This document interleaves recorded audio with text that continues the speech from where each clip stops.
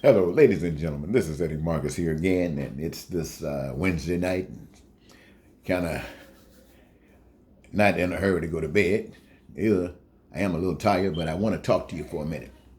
You know, we've gone through the 400 years thing, right? I think it's about a 400, maybe 1 year, whatever. But something miraculously is supposed to happen. Something divine is supposed to transpire during this period in time. We've been held down, people of color, for at least, well, really, mostly all our lives, and I guess probably people everywhere have, but for this emphasis, we have. And it's time for the change to take place.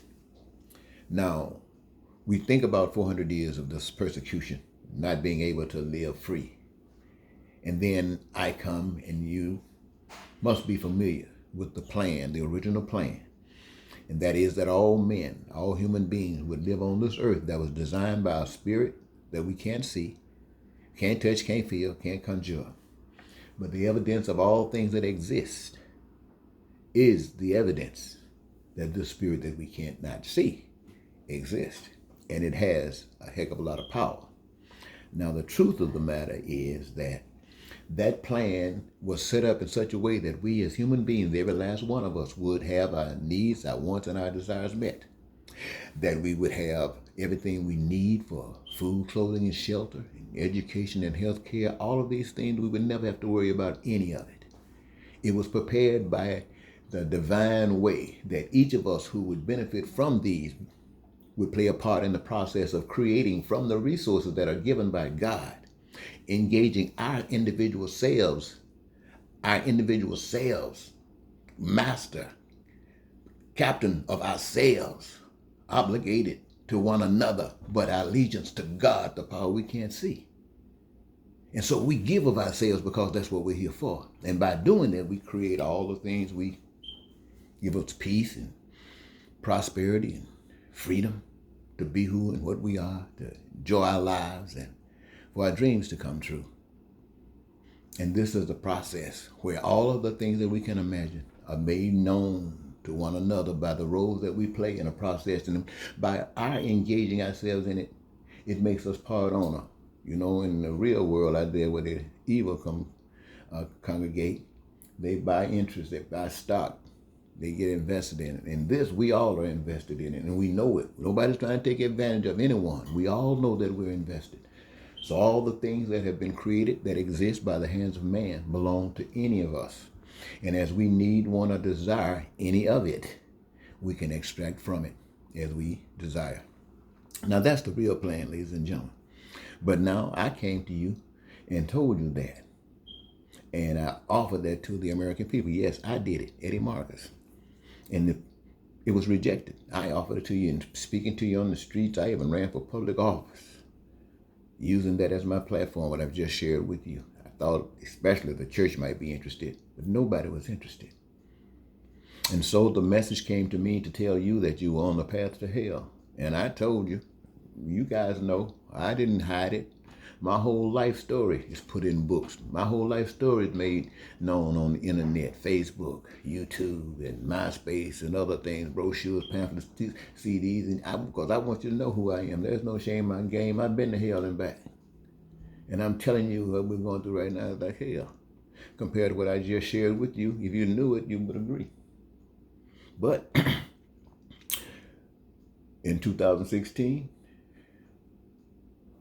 we got in America, the evil made manifest walked into the Oval Office. And he's been dividing this country, spreading as much evil through the process of hate, racism, and bigotry, and lies. I mean lies. I mean lies every day.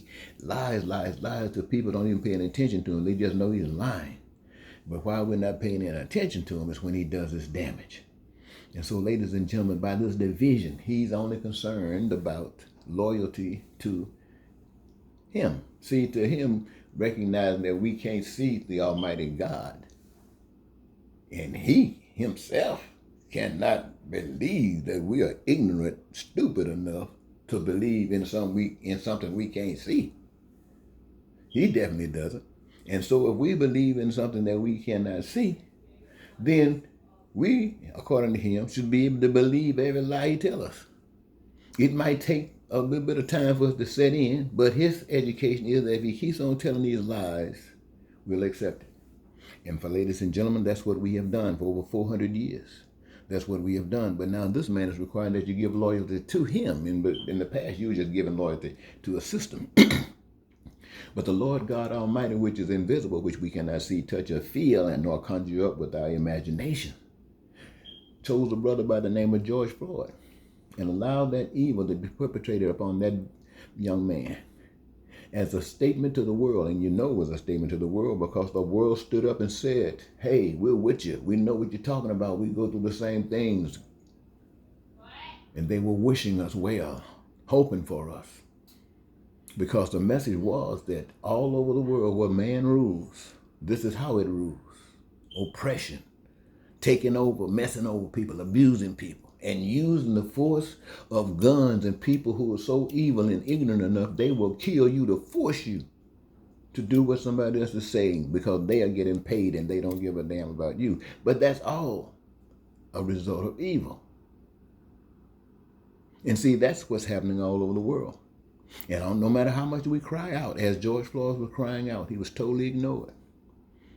We, the people who were there, who saw it, we repeated, we reverberated what he was saying, tried to see if they wouldn't listen to George, maybe they would listen to us. We were the public. We were the protesters. We were the protesters. And our protesting didn't mean a thing. So that's what protesting is about, ladies and gentlemen, just a front.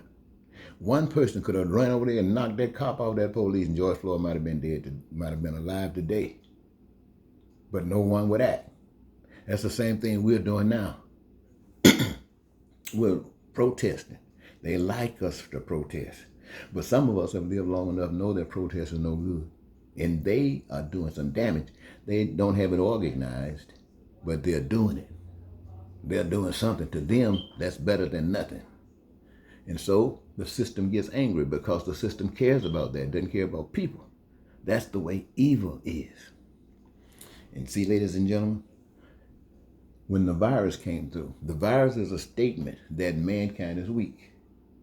Mankind doesn't know what to do. They say this thing is all across the world, taking out people everywhere.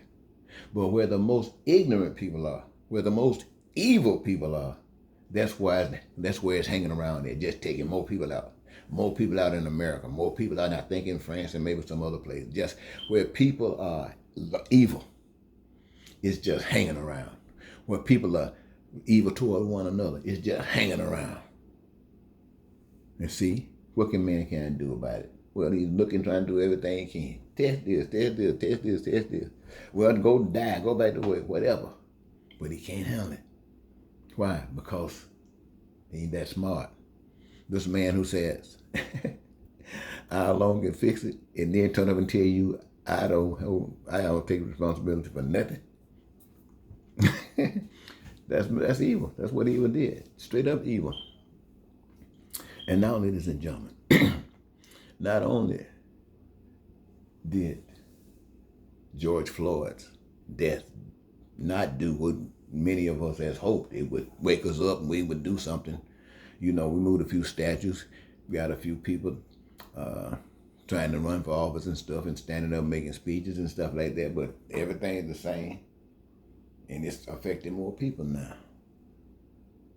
And then to add to that, they go and take another brother's life.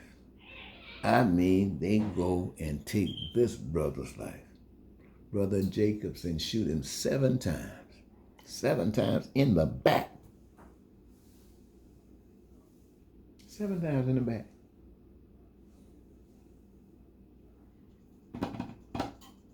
That's an affront.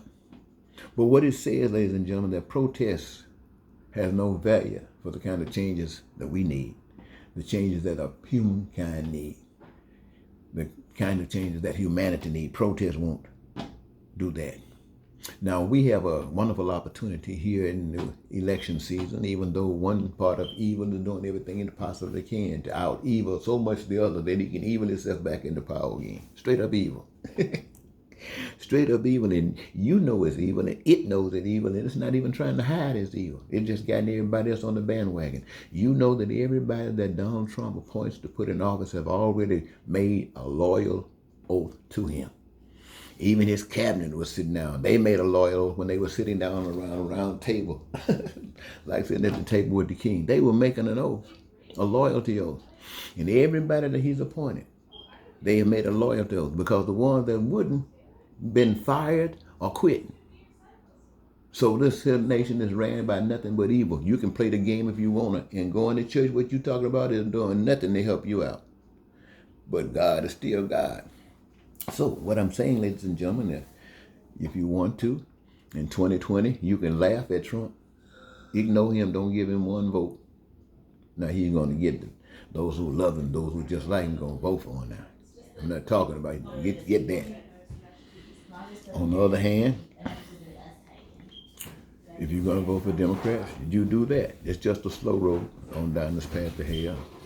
Not as fast as, and to some of you, that's exactly what you like. You're hoping that the world come to an end before that time comes, and you don't have to worry about anything. It'll all be out of your hands.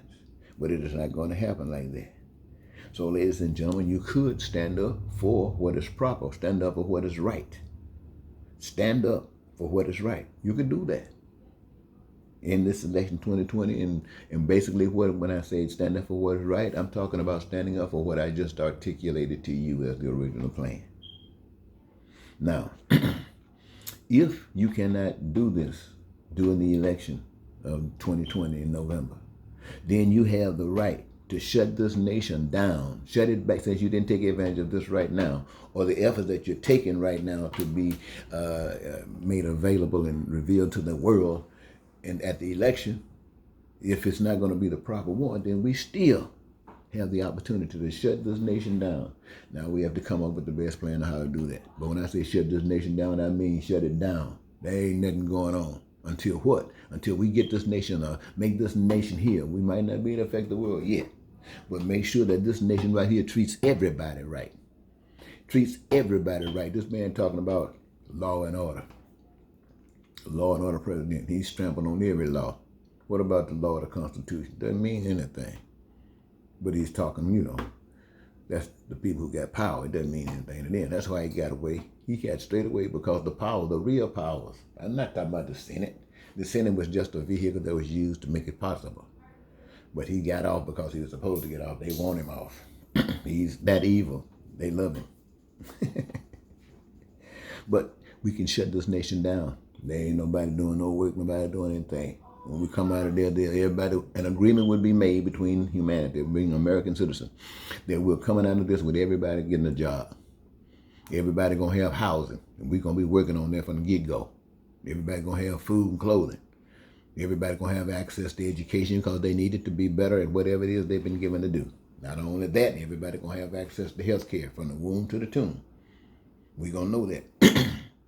And then, and only then, can we get, and as we get hungry and sleepy, then that can motivate us to go and get busy and get this thing designed.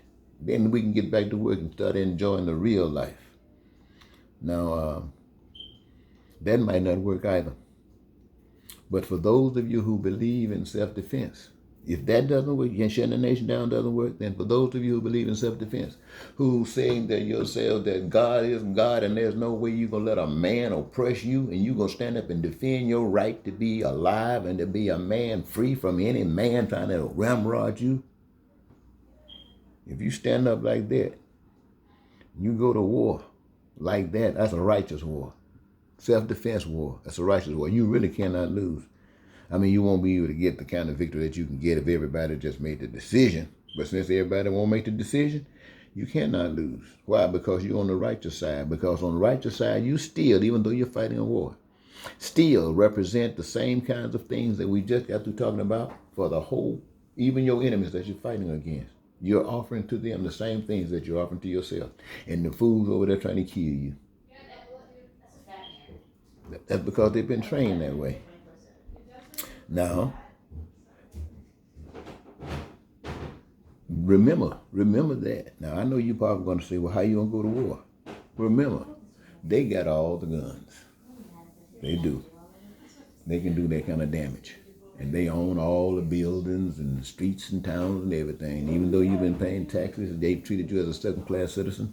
And the fact that you got to go through this just to get what you deserve and is yours, it means that you don't even count. So you get your box of matches, and you are scattered all over the earth. You're scattered all over America.